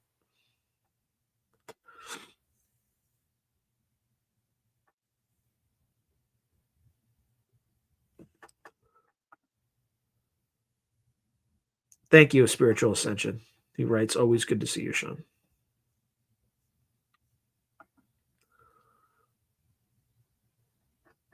Yeah, yeah. Laird Barron. I'm just gonna spell it out so people can. And you should. I mean, he's an amazing. He's literally the best horror writer of his generation. He's like the H.P. Lovecraft of his generation. So definitely check out particularly his short stories. So definitely check out his short stories. But this is his. This is his name. He's got a Patreon too. That's part of it is free. So subscribe to that. But check him out. He's a really good dude.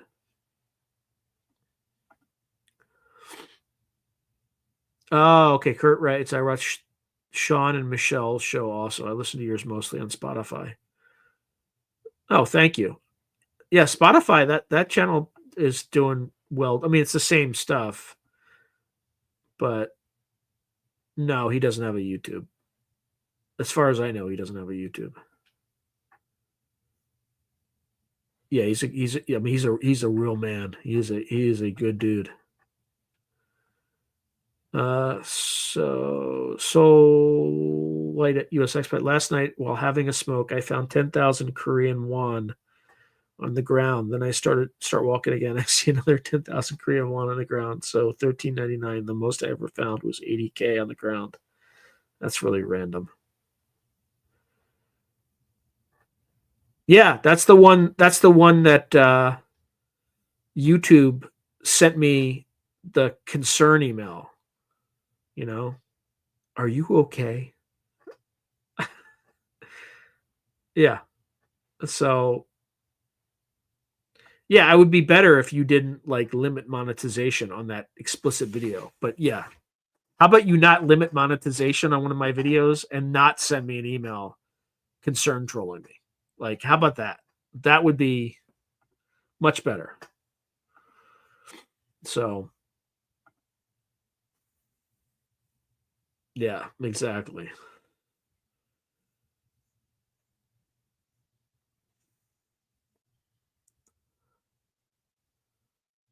Okay. Yeah, it they really need to tune that AI. Let's just say they got to retune Gemini. Not only does it not draw like white Vikings, which are, as far as I know, all white. Like, it also sends concern troll emails. Please don't off yourself. Thank you. Yeah, but ChatGPT doesn't do stuff like that. Grok doesn't do stuff like that. Grok doesn't reach out and send an email saying, please don't unalive yourself because you have a video that uses the term for unaliving in it.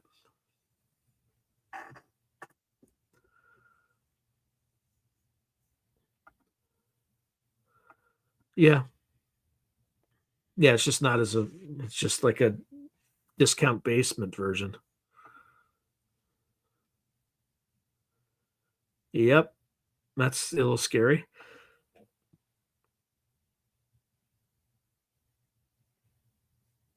Yeah, because they don't want you to unsubscribe painlessly. Yeah, that's true. That's true. Oops. Just trying to get this thing like set.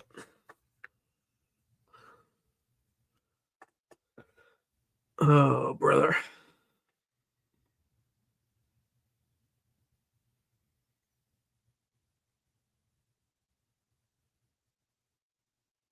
What else is on people's minds?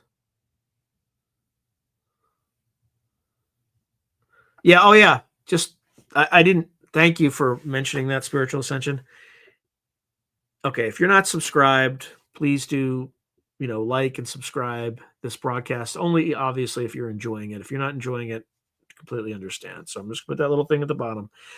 More importantly, if you think you are subscribed, please do me a favor and just double check that YouTube didn't unsubscribe you again.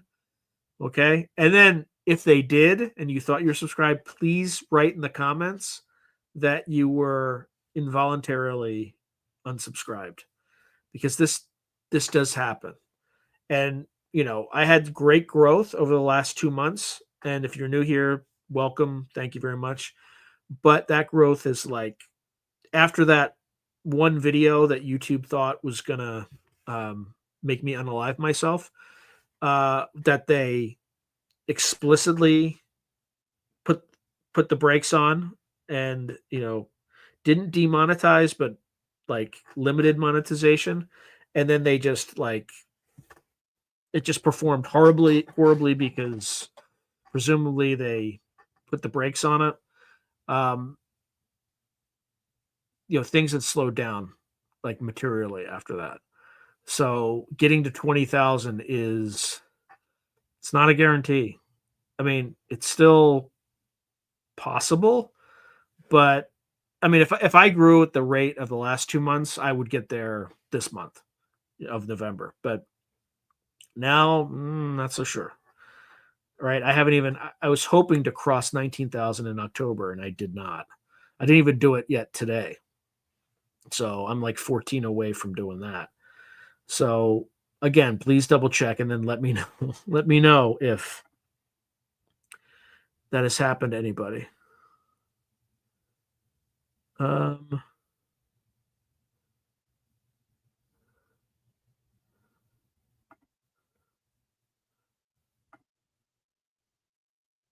exactly. Thanks for your spiritual ascension. Yeah, I did. I responded. It said, "Was this email helpful?" And I responded. No, I mean, I hit no, and then I just said, like, "It's outrageous that they sent that to me."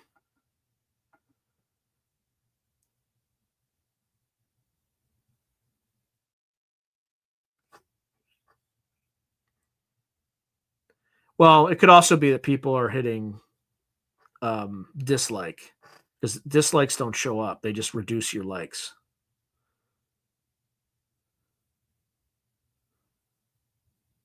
Yeah.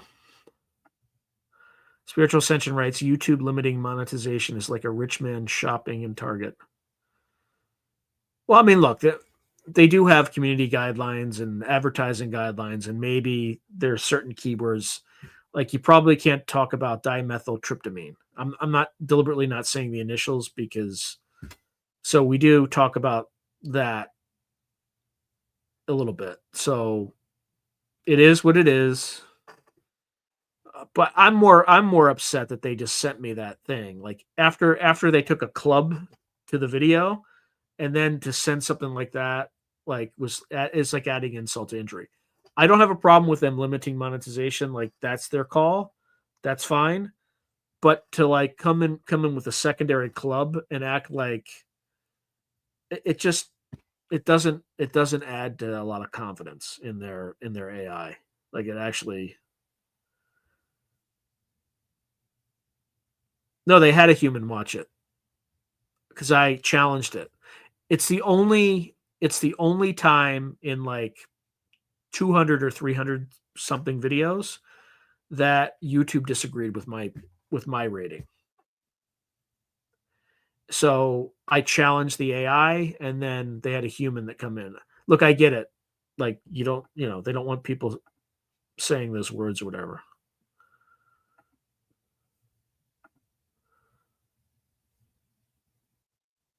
They're a lot better than they used to be honest. After Trump won the election, and Elon Musk bought Twitter, like YouTube and Facebook could no longer alter reality at their whim, right? Because they had a competitor that was kind of had a wider range of free speech on it. Now, you can't say anything against Elon Musk.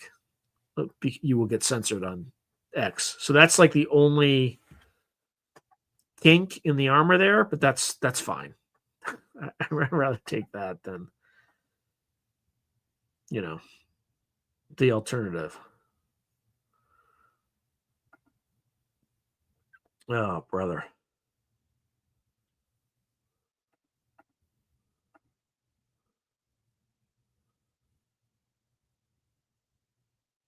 Yeah. So Gray Al writes, good to know about the dislikes thing, Sean. Therein lies one of the intentional issues with how this social credit thing is put in place to work against us. There is no owner's manual or appeal system to question any decision that one of these platforms control alt deletes one of us. That's why I have my own Spotify, like a Spotify channel. It's why I started a Substack. Um, I even have a Rumble channel, but nobody watches it, and I make no money on it. So don't waste your time. Um, and I don't upload anything to it. So let's see. Roger Claiborne is writing, I don't trust the motives of anything partially owned by the intelligence agency or government. I don't trust anything anymore. Unless like I know somebody who was physically at a location. Solite US expat, I could use some more. I have enough let's see. I have enough guests to get me all but 2 episodes in November. Or sorry, not November. November's done. I just need 2, like 1 more guest at a minimum, and I also want to start recording into February because a lot of people don't want to meet or record videos during December for obvious reasons or during the holidays. So I try to get as much built inventory as I can built up so I don't miss anything. But I have enough. I have like 3 interviews into December. I have another 5 episodes worth of interviews scheduled with like 3 different people. And then I would need, probably 3 more people to make sure that I get to like the first half of January done as soon, like in advance, so that when things resume to normal in the second week of January, I'm not scrambling for guests. So let's see. This lined up. Yep. I should reach out to Dean. Hey, Donnie TCG says, Hail Satan. Hey, whatever floats your boat, brother. I'm not here to judge. I'm not here to judge. So Kurt W75, YouTube will probably straighten up if Rumble starts to tip the scales, but I understand to a point, hot words, etc. People are sensitive and also controlling. Just got to keep grinding and find others. Yeah, Spotify is like, it's in terms of like remuneration, it's about 50% of YouTube, like what I get from YouTube on fewer watches. So it's a good alternative. Like I'm going to keep doing it.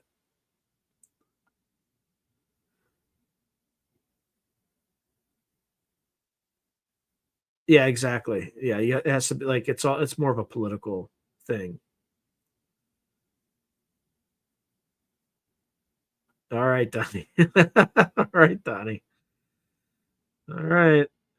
I don't. You might scare some people away, but so it makes me wonder: are you part of the intelligence establishment? I don't know. But anyway, to each their own. So Roger Claiborne saying my business is being held back and my reviews are being blocked, and I wonder if it's because I have a low social credit score. Yeah, it's unfortunately coming. Yeah, thank you for watching, Donnie. Like, look, I'm I just interviewed. It's coming soon, so the whole that whole topic is complicated, right? Like, there's a lot of kind of the Luciferian stuff came from Prometheus, who basically gave fire to humanity and all that stuff. So it's not the stuff's not black and white anymore. Um, But what was I going to say? I forget what I was going to say. Oh, I just interviewed Jason Giorgiani, and he makes a very interesting case that the powers that be, aren't, are pretty dark and not associated with Satan. But anyway, so Roger Claiborne, the irony I might call it such in your examples, given no, they will even not tell you why you're canceled. Correct.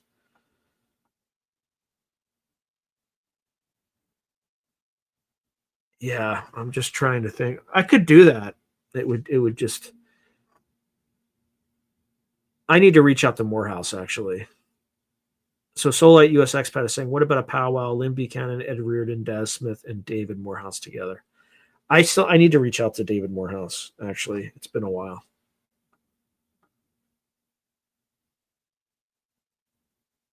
So collaborating consciousness. What are my views on targeted individual gang stalking?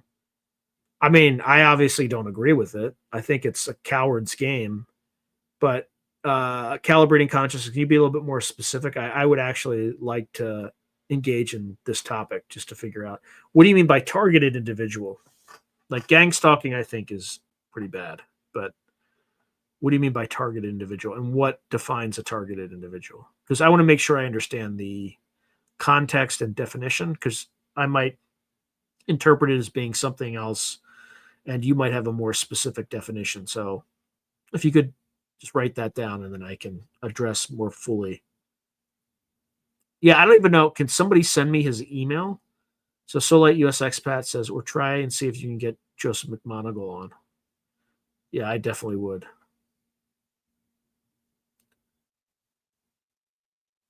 What, Luciferians? Well, I mean, that's literally what it means, Lightbringer, right? I'm not taking a stand. I've been lied to so often, I'm willing to like turn over every rock and open to like listening to what people have to say, right? Like, right? Yeah, I grew up Catholic. I still pray to God, all that good stuff because it works. But I'm not like we live in a weird reality where everybody lies to us. So I'm pretty open to things. So Gray Owl writes, I think Giorgiani made a good postulation about being labeled as a devil type for rebelling against the system. The system needs to be rocked, else. Yeah, that's the other thing. Like, there's a useful function that the rebel provides, right? When things become too static, and they're going to crack. Nathan Reynolds is the dude to interview. Nathan Reynolds. Okay, I will take a look. Yeah, I don't pretend to know much about it. So yeah, maybe, maybe not.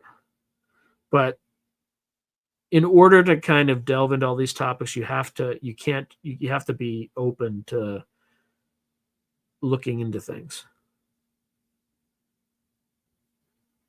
So Roger Claiborne says, too bad they don't let us know what our secret social credit score is, so all of us low scores can get together. Bet we're all the coolest dudes on the net. Yeah, pretty much. All right, thank you, Soul US Expat. Anyway, yeah, Donnie, I hope I didn't like make you feel unwelcome or anything like that. I'm just pretty open about what my views are and all that stuff. But in fact, there's a book I just read. It's called The Dark Man or something like that. It's by Dara Mason, and that's the whole book is about Old Scratch and the King of the Witches and all that stuff, and what his origins are. And it's very similar to kind of what Giorgiani was talking about, right? It's meant to disrupt the system, the trickster card. It goes back to notions of Pan, the horned one or whatever, which originally came from like a stag, like a deer thing. And it was kind of twisted by the church when they came to pagan Ireland, as an example. So, anyway, Um, everyone is welcome here.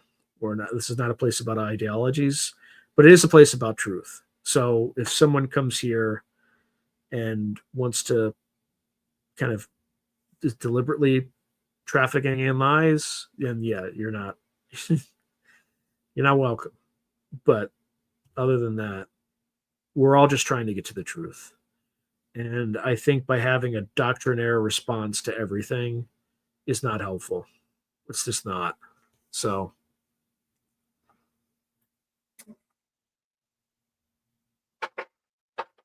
let's see. All right. Let me let me see which one you send it to because I have like a billion different email addresses.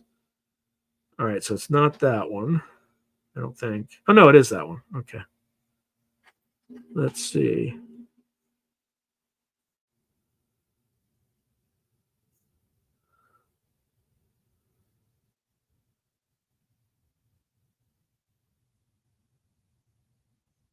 All right.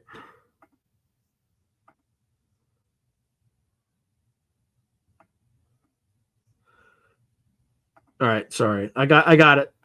Thank you. Soul US expat.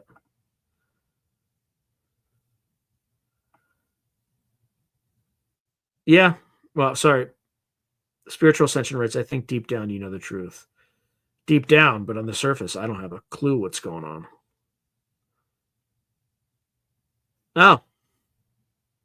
Oh, you got it from Gemini. I'm probably you probably gave me the address for some like a black man named Joe McMonagle. Uh, you know, because that's how Gemini rolls. Yeah, I'm kind of worried if Gemini wins the AI race, like people like me will probably be exterminated.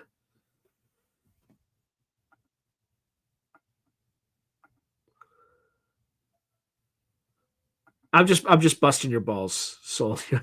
I don't trust Google's AI at all because it's so woke. You know, you can't program that sort of like biased information like that, like shamelessly biased information like that, and expect a positive outcome. So I avoid Gemini assiduously. I like Notebook LLM though. I'm a fan of that one. Yeah, it does. I'm saying it in jest, Soul US expat. Like I think you gave me the stuff that's I think the stuff you sent me is right. I'm just being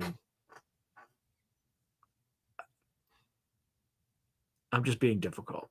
Or not difficult, but this is all in jest. I'm just jesting. Let's see. Yeah, it would be great. It would be great. I think what no worries.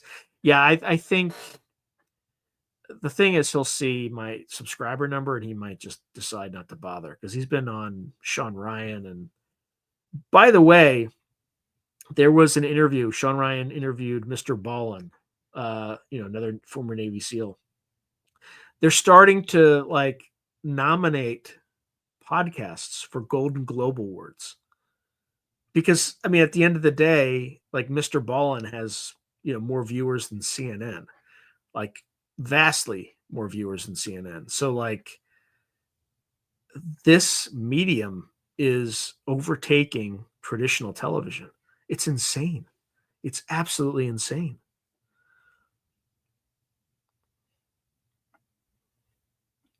Let's see.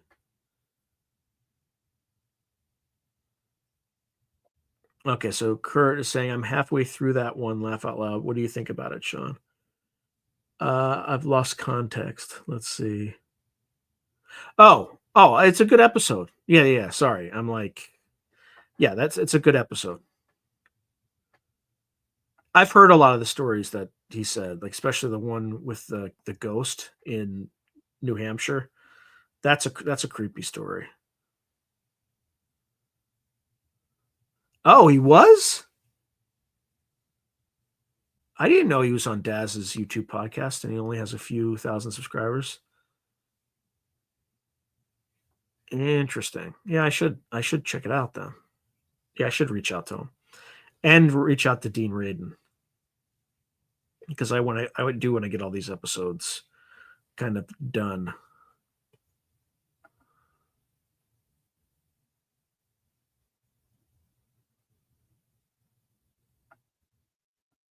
Huh.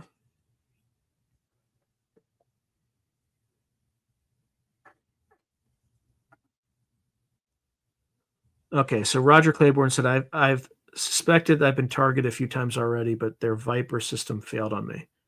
God likes having me around. Why do you think you've been targeted? Just curious. No, he didn't respond. He didn't respond.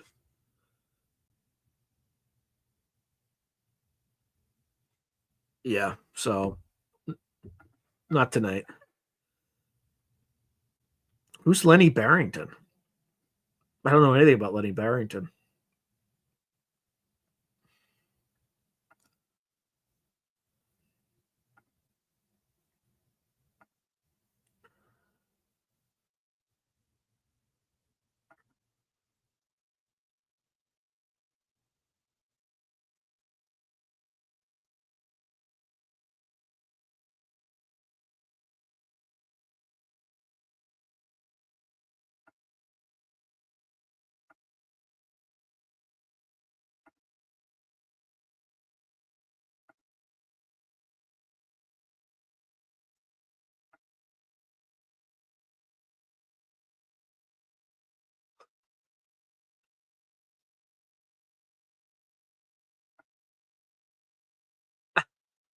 You mean Laird Barron? Laird Barron.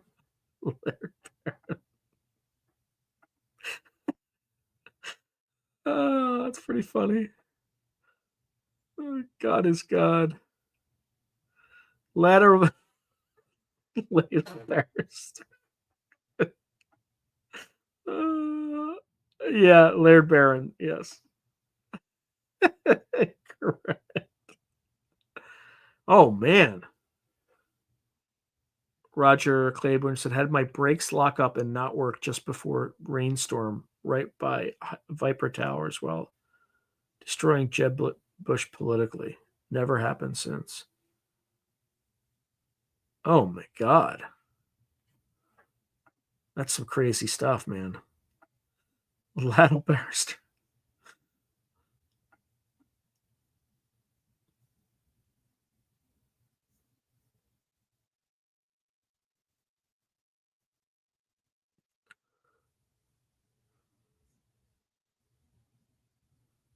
Oh man.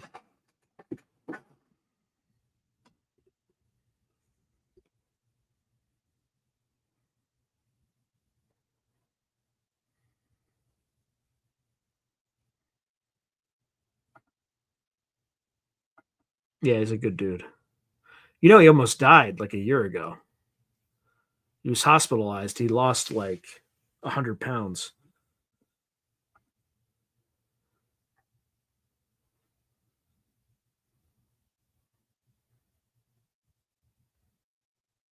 Huh.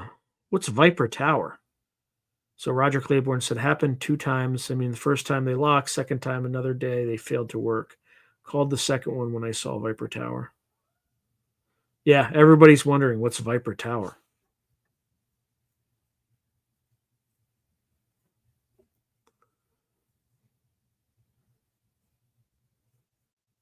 I mean, that sounds like a the title of a thriller.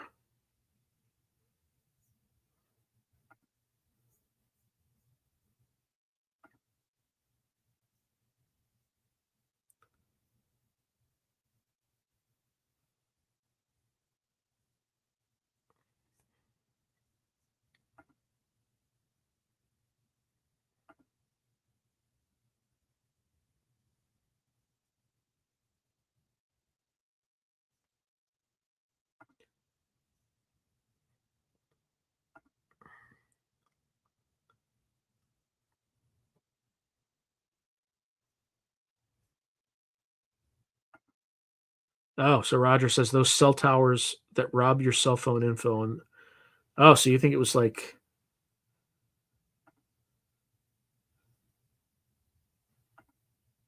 5G cell towers. I had them in Florida. Interesting.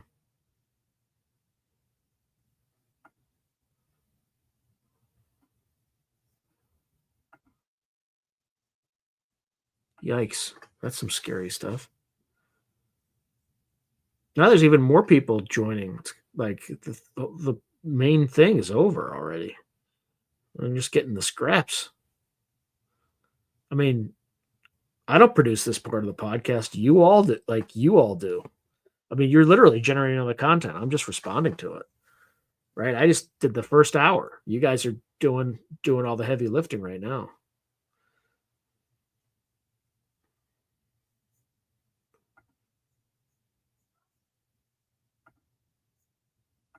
No, so what? I wonder what else is going on with folks.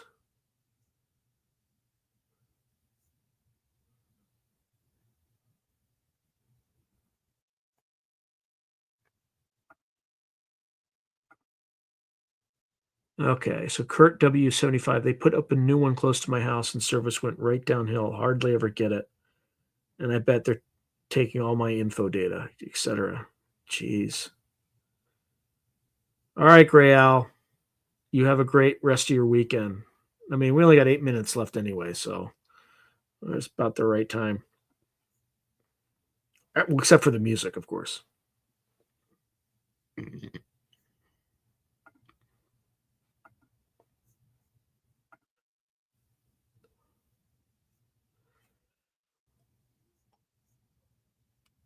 Oh,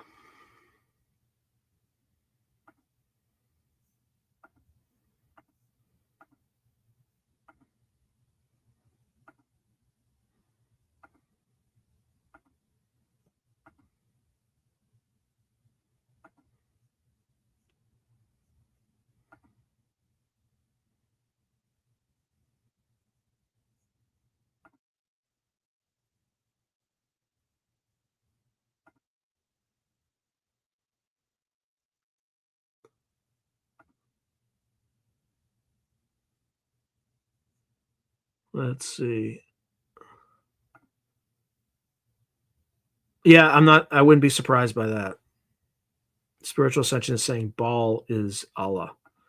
I wouldn't be surprised.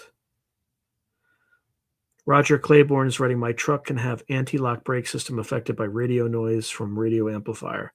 There was even a recall over it. I suspect back box in our vehicles. Yeah, maybe.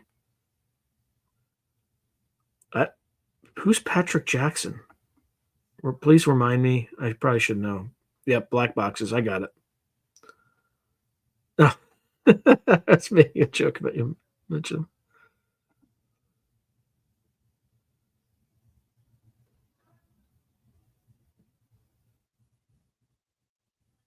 Okay. Spiritual Ascension is writing Black Cube Tech is linked to Saturn, aka Satan, aka Kronos. Yeah, I've heard about Big Homie. Not sure what to make of him. Oh yeah, they do.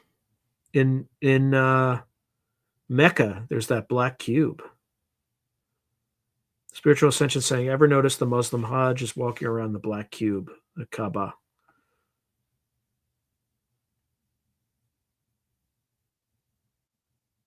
Huh. Patrick Jackson is the Sphere Network dude. Oh. Proof is in the pudding. Indeed, Spiritual Ascension. Indeed. All right, we got 5 more minuten. 5 more minutes. Yep. Oh, I didn't know that. Baal is Satan's son. I did not know that.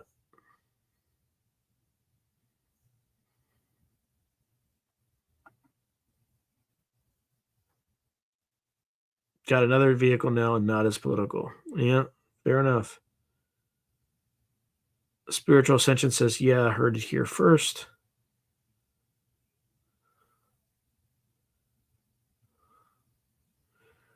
So Solite US Expat says, "Oh yeah, maybe it was Ian Fleming, as I recall, and he was the only white guy to infiltrate and go to Mecca. May have been someone else, but I can't remember." I mean, I think if you're Muslim, you can be white and go to Mecca, I think, and perform the Hajj.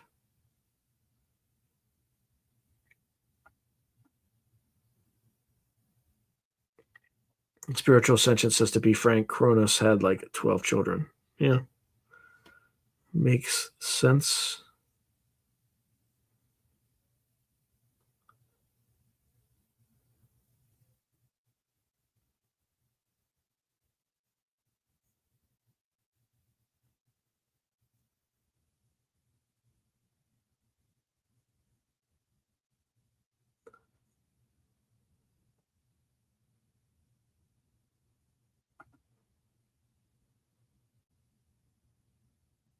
Yeah, you're not going to be. So Roger Claiborne says, no way, but I need to get a truck with no computer. That means you're going to have to buy something that was made in like 2000, because everything nowadays has some sort of electronics in it.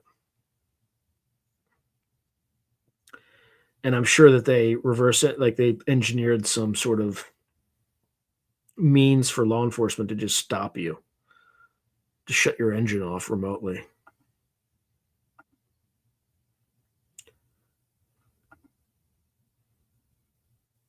Oh, Spiritual Ascension says, in a nutshell, the Anunnaki are the Titans.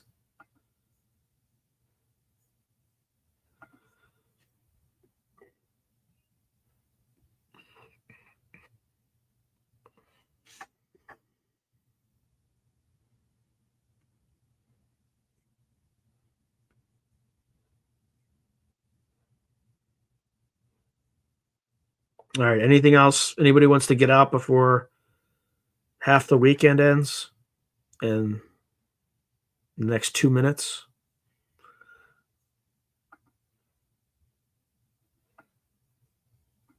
Indeed.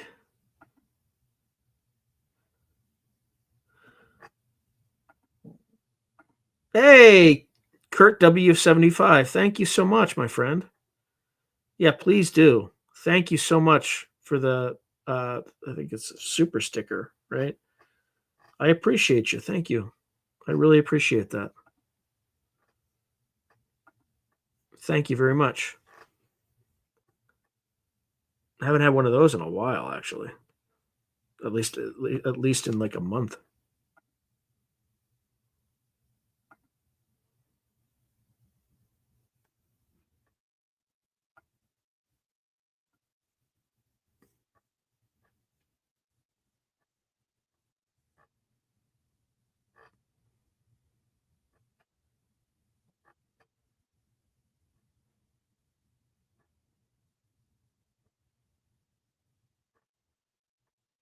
All right, everyone.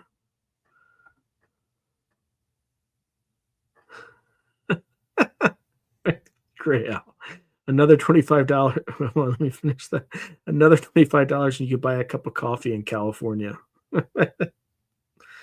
Not quite that much, but yeah. Thank you very much, Spiritual Ascension. I appreciate you. Hey, I was just in Pennsylvania, Kurt, in September. I was in Pittsburgh, so for business stuff. So thank you very much. Kurt says I'll stay in Pennsylvania. Thank you, my friend. All right, everyone. Good night. God bless. And I will see you again next week. Good night.